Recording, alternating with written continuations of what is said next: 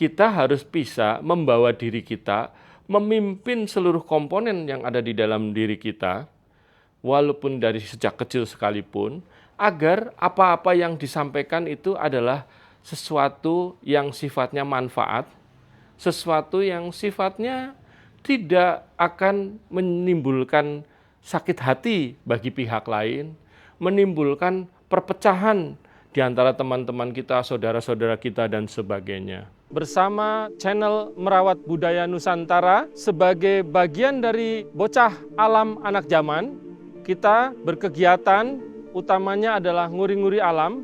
Salah satunya ada di Pos Nyengkle ini, dan yang lain adalah nguri-nguri budaya melalui channel Merawat Budaya Nusantara. Bagi teman-teman, saudara-saudaraku semua yang ingin untuk berkegiatan nguri-nguri alam atau nguri-nguri budaya, mari kita sama-sama berkoordinasi dan bersinergi. Salam lestari, bersama kita bisa. Tekad itu hakku, kemalasan itu milikku.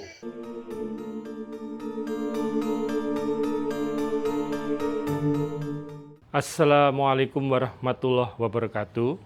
Salam sejahtera, salam kebajikan, rahayu, namo buddhaya, sampurasun. Pada pertemuan kali ini, kita berjumpa kembali dengan channel Merawat Budaya Nusantara. Kali ini kita masih bersama era-era atau tangguh-tangguh Jawa Tengah, khususnya yang akan kita bawakan adalah pusaka dari tangguh-tangguh Mataram kali ini. Mungkin ini era-eranya atau tangguhnya itu seputaran era-era Sultan Agung, mungkin, atau kalaupun enggak era-era Amangkurat.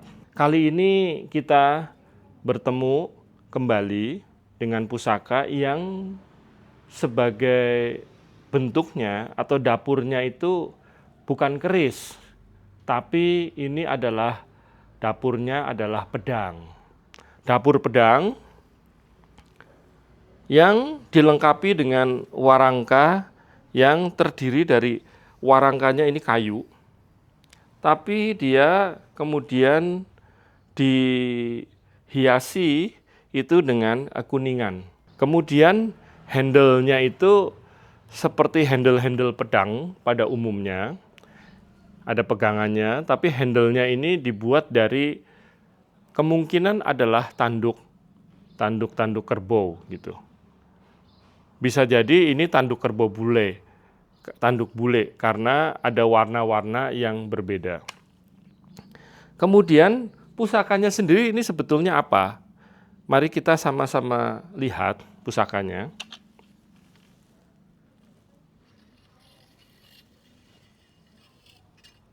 Nah, pusakanya kali ini cukup unik menurut saya, karena pusakanya ini merupakan pusaka yang cukup jarang dari bentuknya, tapi kalau boleh saya lihat atau saya rincikan, ini adalah semacam pedang suduk maru.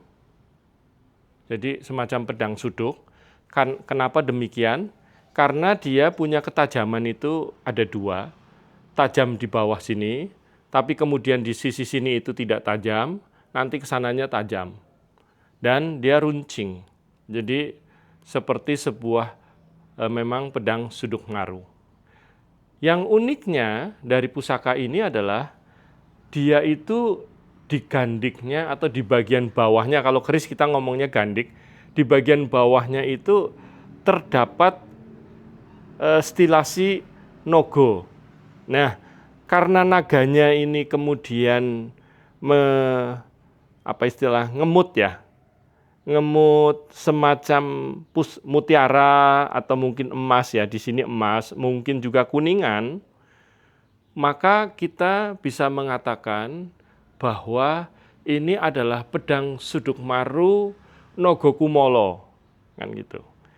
Tapi kemudian kalau kita lihat naganya itu kepala, ada badan sedikit, itu badannya itu hanya sampai kurang lebih setengahnya dari bilah, artinya tidak ke ujung gitu. Ini kalau dari sini sampai sini saja, maka kita bisa mengatakan bahwa pusaka ini adalah pedang Sudukmaru Nogo Kumolo Lare. Lare itu artinya anak-anak, jadi anak. Kenapa kita bilang anak? Karena tadi kalau sisi badannya itu masih pendek atau belum panjang. Jadi menurut saya ini sangat unik. Pusaka Sudukmaru Nogo Kumolo Lare. Jadi kalau kita bicara mengenai Nogo, pada umumnya seperti yang lalu pernah kami sampaikan, naga itu pasti dikaitkan dengan kepemimpinan.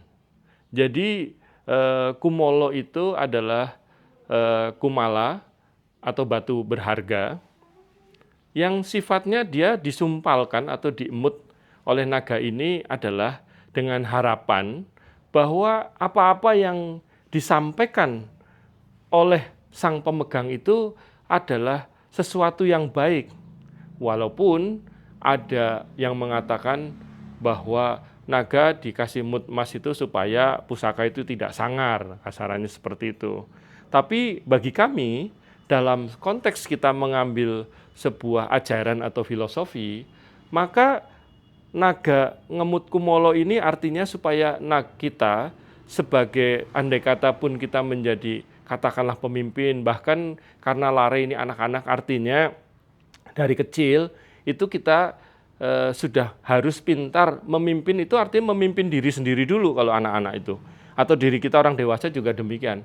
Kita harus bisa membawa diri kita, memimpin seluruh komponen yang ada di dalam diri kita, walaupun dari sejak kecil sekalipun, agar apa-apa yang disampaikan itu adalah sesuatu yang sifatnya manfaat, sesuatu yang sifatnya tidak akan menimbulkan sakit hati bagi pihak lain, menimbulkan perpecahan di antara teman-teman kita, saudara-saudara kita, dan sebagainya.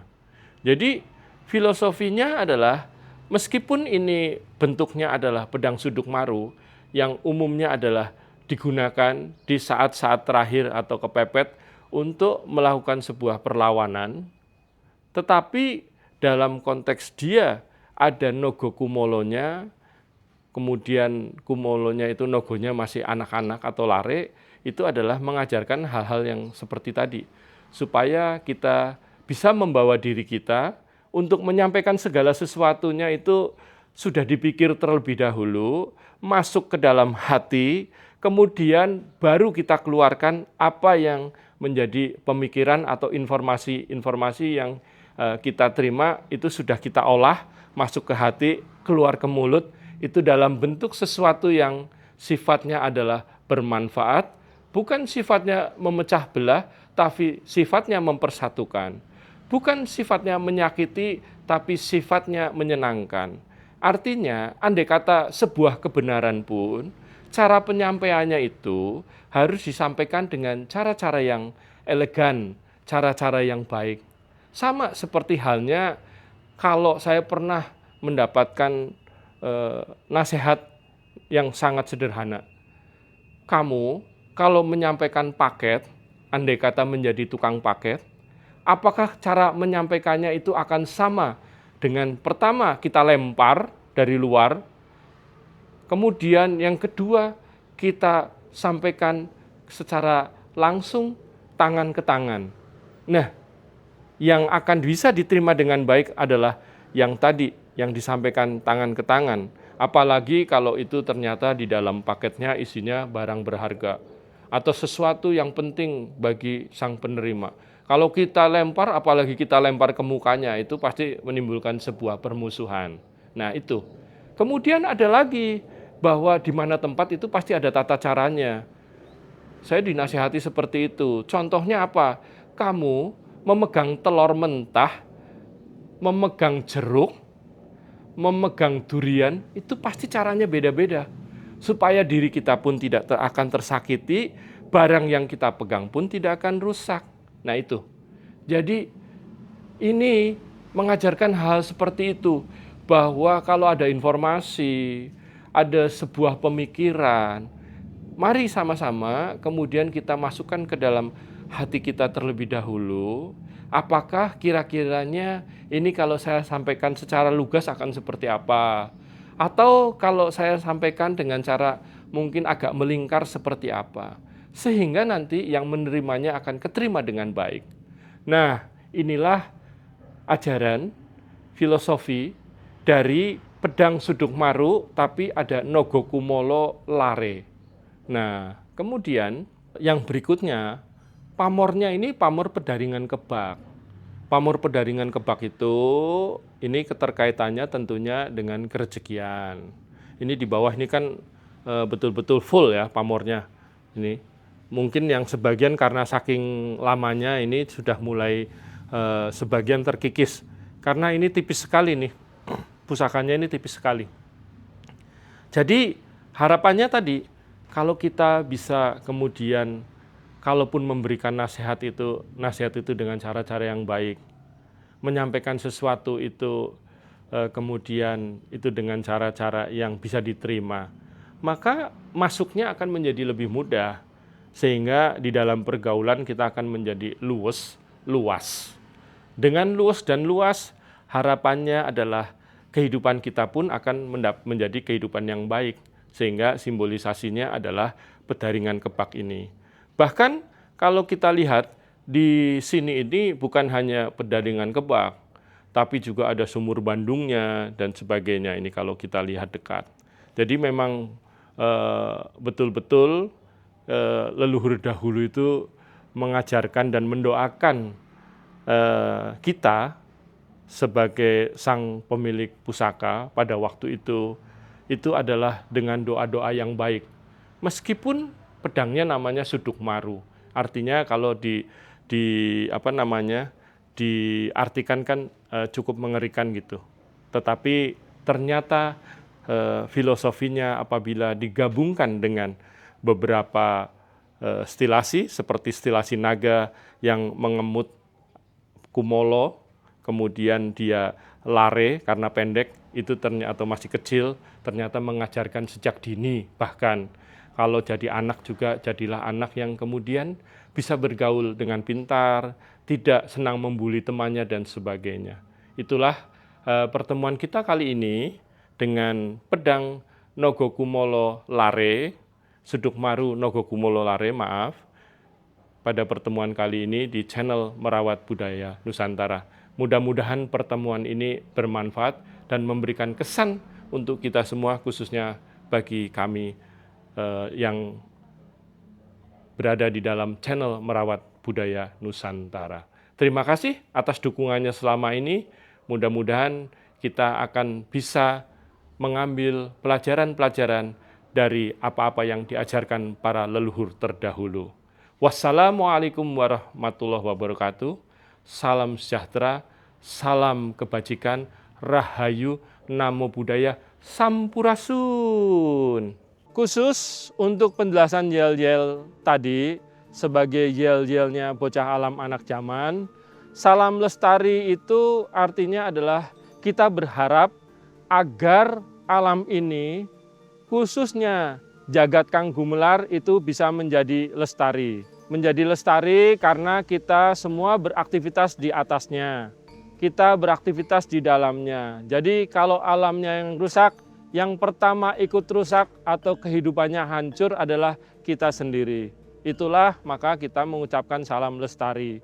Bersama kita bisa, karena kami menyadari bahwa untuk bisa menjadikan alam lestari itu memerlukan kerjasama semua pihak. Kami adalah bagian dari kecil dari semua pihak yang bisa menjadikan alam ini lestari. Kemudian tekad itu haku, itu artinya kami sebetulnya sedang mengajak diri kami pribadi, segenap pikiran kami, segenap rasa kami, segenap batin kami, segenap hati kami untuk bisa hadir menjadi satu guna menguatkan diri, menguatkan tekad untuk nguri-nguri alam dan budaya. Sedangkan kemalasan itu milikmu, itu sebetulnya bukan kita sedang membicarakan orang lain yang malas, bukan. tapi itu adalah bagian dari kami yang ingin bagian kemalasan itu kami buang jauh-jauh, kami hindarkan jauh-jauh. Sehingga yang muncul adalah segenap tekad untuk melestarikan alam maupun melestarikan budaya. Demikian penjelasan mengenai yel-yel tadi. Terima kasih.